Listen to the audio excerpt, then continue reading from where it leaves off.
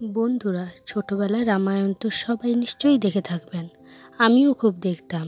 কিন্তু বন্ধুরা, আপনারা কি জানেন আমাদের পৃথিবীতে আজও এমন কিছু জায়গা আছে, কিছু প্রমাণ আছে যাতে এটি প্রমাণিত হয় যে রামায়ণ কথা নিছক কোনো কাল্পনিক ঘটনা নয়, এর সত্যতা অবশ্যই রয়েছে। আজকের এই ভিডিওতে আমি আপনাকে সেই সব প্রমাণের কথাই তুলে ধরব। আপনি যদি আমার চ্যানেলে নতুন, তাহলে চ্যানেলটিকে সাবস্ক্রাইব করে আমার পাশে থাকুন। নাম্বার 1, যখন হনুমানজি সীতামাতার খোঁজ করছিলেন এবং খুঁজতে খুঁজতে শ্রীলঙ্কা পৌঁছে গিয়েছিলেন, ওখানে পৌঁছে ওনাকে বিশাল রূপ ধারণ করার প্রয়োজন হয়ে পড়েছিল এবং কোনো কারণবশত ওনার পা এক পাথরের উপর জমে গিয়েছিল। এর নিদর্শন কিন্তু শ্রীলঙ্কাতে আজও পাথরের উপর হনুমানজির পায়ের ছাপ দেখা যায়।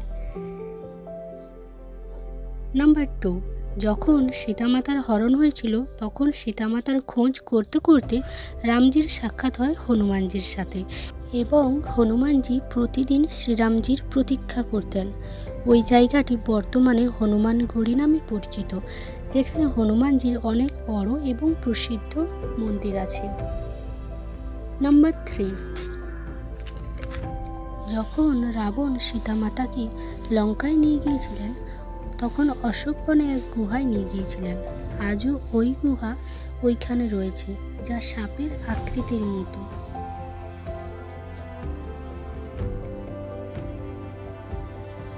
নাম্বার 4, যখন শ্রীরামজি জানতে পারলেন সীতামাতা কোথায় বন্দী রয়েছেন, তখন উনি হনুমানজি এবং ওনার বাকি সৈন্যদের নিয়ে শ্রীলঙ্কায় রাস্তায় বেরিয়ে পড়লেন। কিন্তু মাঝখানে বিশাল সমুদ্র দেখে থেমে যান। ওখানে ওনার সৈন্যরা পাথরের উপর রামজির নাম লিখে জলে ফেলতে শুরু করেন এবং এক পুল তৈরি করেন শ্রীলঙ্কা পর্যন্ত, যা বর্তমানে রাম সেতু নামে পরিচিত।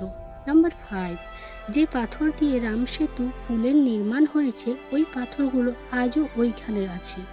বন্ধুরা, রামায়ণে আপনারা এও পড়েছেন, লক্ষ্মণ যখন মূর্ছিত হয়ে গিয়েছিলেন তখন হনুমানজি সঞ্জীবনী বুটি আনতে হিমালয়ে গিয়েছিলেন এবং তিনি গোটা পাহাড়ি উঠে নিয়ে এসেছিলেন। নাম্বার 6, হনুমানজি যখন লক্ষ্মণকে বাঁচাতে যে পাহাড় তুলে নিয়ে এসেছিলেন, সেই পাহাড় বর্তমানে দ্রোণাগিরি পর্বতের নামে জানা যায়। বিজ্ঞানীরা এই পাহাড়ের উপর রিসার্চ করে জানতে পেরেছেন পাহাড়ে এমন অনেক ঔষধি আছে যা কেবল হিমালয় পর্বতেই পাওয়া যায়।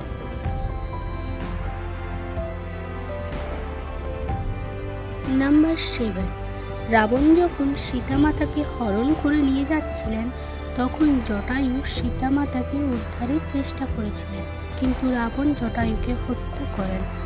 জটায়ু শরীর যেখানে পড়েছিল সেই জায়গা লিপাক্ষী মন্দির নামে পরিচিত এবং এখানে এমন অনেক প্রমাণ আছে যা প্রমাণ দেয় জটায়ুর শরীর এখানেই পড়েছিল। নাম্বার 8, রাবণ যখন সীতামাতাকে হরণ করে নিজের লঙ্কাপুরীতে নিয়ে যেতে চেয়েছিলেন তখন সীতামাতা মহলে যাওয়ার জন্য বারণ করে দিয়েছিলেন। রাবণ ওনাকে অশোক বনে রাখার সিদ্ধান্ত নেন।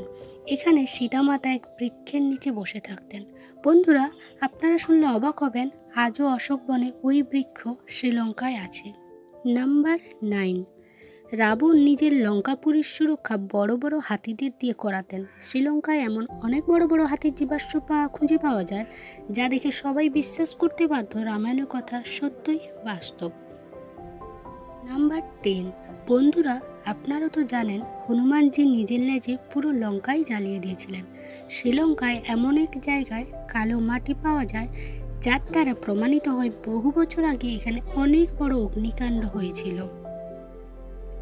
নাম্বার 11, ভগবান রামের মতো রাবণও ভগবান শিবের অনেক বড় ভক্ত ছিলেন এবং রাবণ ওনার ভক্তির জন্য ভগবান শিবের এক মন্দির বানিয়েছিলেন যা কল্যাণেশ্বর মন্দির নামে বর্তমানে পরিচিত এবং ওই মন্দিরে ভগবান রামের পাশাপাশি রাবণের মূর্তিও রয়েছে।